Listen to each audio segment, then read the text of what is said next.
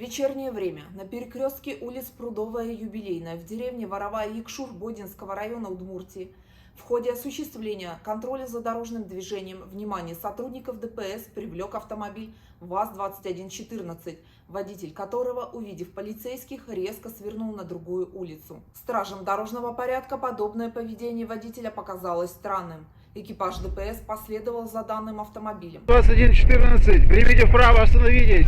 Будет применено оружие на поражение для остановки транспортного средства, согласно закону о полиции. На неоднократное требование сотрудников полиции вы не останавливаетесь, создаете опасность для движения других участников.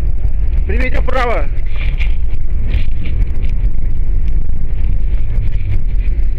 С помощью сигнального громкоговорящего устройства сотрудник ГИБДД потребовал от водителя остановиться.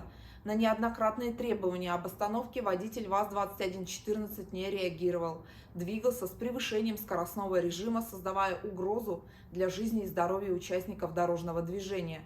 Выехав за пределы населенного пункта, инспекторами дорожно-патрульной службы на основании федерального закона о полиции было принято решение о применении табельного оружия.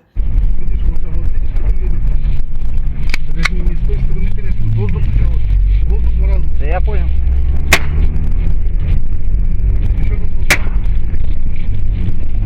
В результате было повреждено переднее левое колесо автомобиля, после чего нарушитель был остановлен и задержан.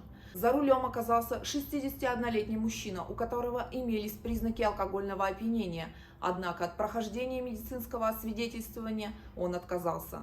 В отношении правонарушителя составлены административные материалы, автомобиль помещен на специализированную стоянку. В результате применения огнестрельного оружия никто не пострадал.